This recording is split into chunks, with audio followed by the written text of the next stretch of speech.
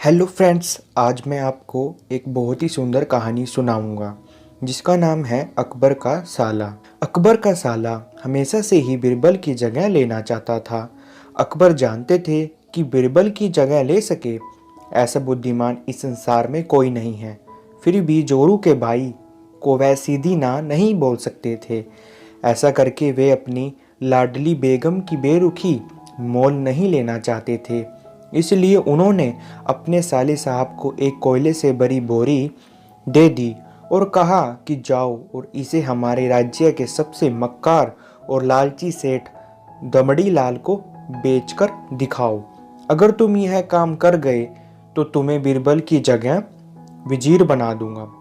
अकबर की इस अजीब शर्त को सुनकर साला अचंभे में पड़ गया। वह कोयले की बोरी लेकर चला तो गया, पर उसे पता था कि वह सेठ किसी की बातों में नहीं आने वाला। ऊपर से वह उल्टा उसे ही चूना लगा देगा। हुआ भी यही। सेठ दमड़ी लाल ने कोयले की बोरी के बदले एक ठेला भी देने से इनकार कर दिया। साला अपना सा मुंह लेकर महल वापस लौट आया और अपनी हार स्वीकार कर ली। अब अकबर ने वही काम बीरबल को करने को कहा। बीरबल कुछ सोचे और फिर बोले कि सेठ दबड़ी लाल जैसे मक्कार और लालची सेठ को यह कोयले की बोरी तो क्या, मैं सिर्फ कोयले का एक टुकड़ा ही 10,000 रुपये में बेच आऊँगा। यह बोलकर वह तुरंत वहाँ से रवाना हो गए। सबसे पहले उन्होंने एक दर्जी के पास जाकर एक मखमली कुर्ता सिलवाया, हीरे मोती वाली मालाएं गले में डाली, महंगी जूती पहनी और कोयले को बारीक सुरमे जैसा पिसवा लिया। फिर उसने पिसे कोयले को एक सुरमे की छोटी चमकदार डिब्बी में भर लिया।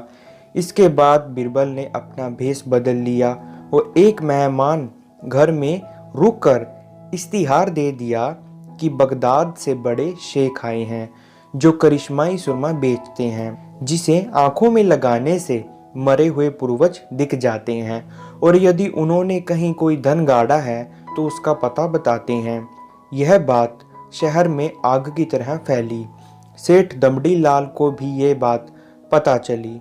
उसने सोचा जरूर उसके पूर्वजों ने कहीं ना कहीं धन गाड़ा होगा। उसने तुरंत शेख बने बीरबल से संपर्क किया और सुरमे की डिब्बी खरीदने की पेशकश की।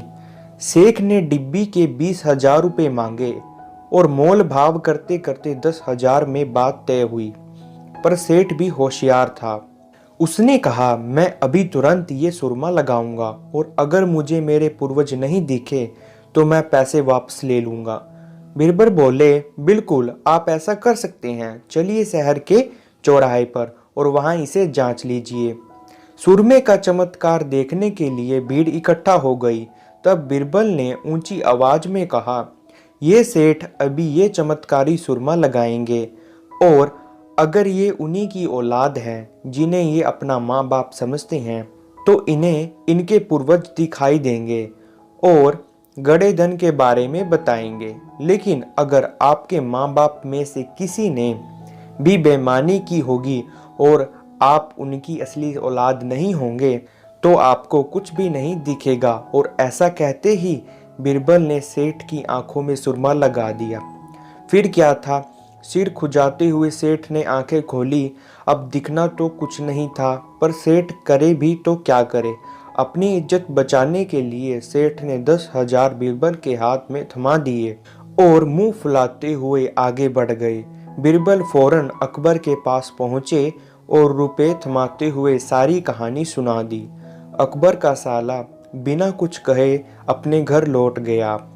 अकबर बीरबल एक दूसरे को देखकर मंद मंद मुस्काने लगे। इसके बाद फिर कभी अकबर के साले ने बीरबल का स्थान नहीं मांगा।